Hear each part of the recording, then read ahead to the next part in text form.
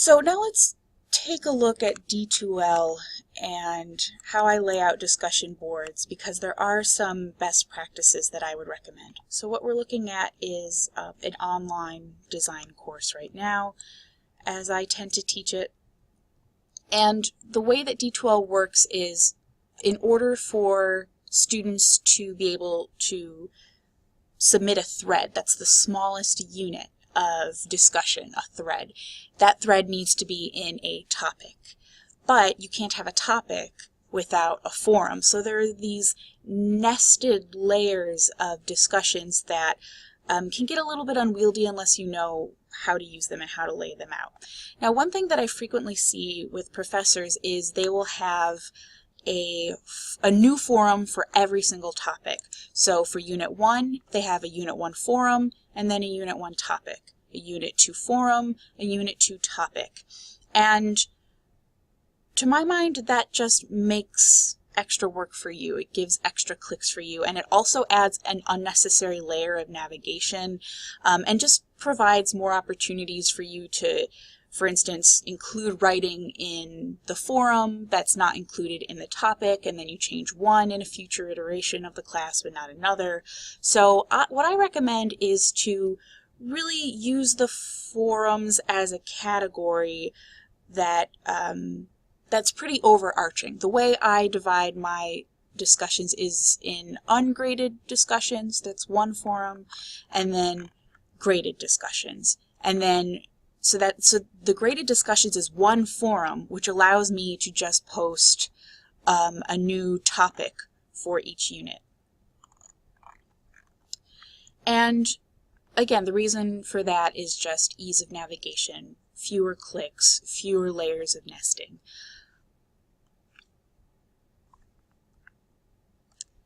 When it comes to the kind of information that I include in my prompts, I generally have some boilerplate requirements that I just copy and paste into every single discussion prompt.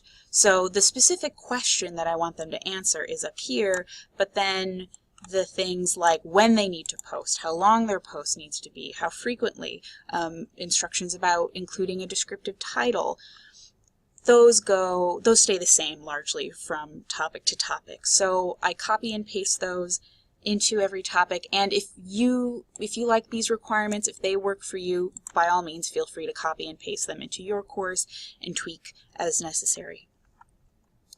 Now what I'm going to do is edit this topic just to show you some of the settings that I use and would recommend. And you will see that you have to have a forum for each topic that you upload. So make sure that those are descriptive and intuitive, and then you can get the actual subjects and topics into the titles here. Now on this main properties page, there are a few things that I would recommend. I'm not sure why it's not enabled here, but generally I opt into this option. Users must start a thread before they can read and reply to other threads. And all that means is students will see the prompt but can't see their peers' responses until they have posted, and then everything else will unlock. So that allows students to come at a topic fresh and not have their own input unduly influenced by what they've already seen their peers have included in their own posts. So I'd recommend that. And I think ratings in general, I haven't seen any research on these kinds of thumbs up, thumbs down, 5-star rating systems, kind of like a social media post. So I wouldn't recommend them except for in your Q&A discussion topics. Having some sort of upvote only rating scheme gives you an idea if other people are having the same question. If you get more upvotes, you'll get a sense of other people who, or of the volume of people who have that question. In general, I do not lock anything, but that's just because I'm teaching professors, and sometimes you folks just go on and want to keep the conversation going, and I don't want to foreclose that.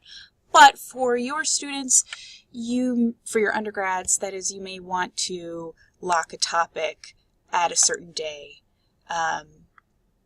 that is when the due date is. And that just means that students will be able to see what has happened in that topic, but won't be able to add anything additionally. The final option, I know I'm a bit out of order here, but the final option that I just want to note is this allow anonymous posts option. And this is something that I've only experimented with in talking with other professors. And D2L does allows anybody to participate anonymously. And so I've tested this out and I've looked at it from the perspective, like from the actual roles of a student, from a professor, and from like a super level admin. So I wanted to make sure that it truly was anonymous and that I, for instance, with my super admin powers, wouldn't be able to see who had actually posted something. And I couldn't. It truly is anonymous. But you have to use this advisedly and really coach students on how to use it if they, if you want to use it, for instance, in discussing sensitive topics. Because students have to click an extra button on that screen when they're posting in order to make it anonymous. And it looks very similar to the regular non-anonymous posting screen. And so I would just be concerned that if a student were disclosing something sensitive and thought she was doing so anonymously, but forgot to click that little button, she would have this post that she thought was going to be anonymous very easily posting non-anonymously. So again, use that with discretion, and also keep in mind what it is that you would do if a student posted something that you needed to take action on. If you found out something that needed intervention, a student disclosing some sort of trauma that is covered under Title IX, or there are just any number of reasons why you might need to take action. So let me know if you end up using that kind of scary sounding option, but I think that the anonymity of the internet is something that online courses kind of lend themselves to, and creating intimacy in an online course space is already difficult as it is, and so this is a tool that might help you get a more candid conversation going, but it has a whole can of worms associated with it. So these are my recommendations for some best practices, and I look forward to seeing what you come up with when it comes to your own discussions.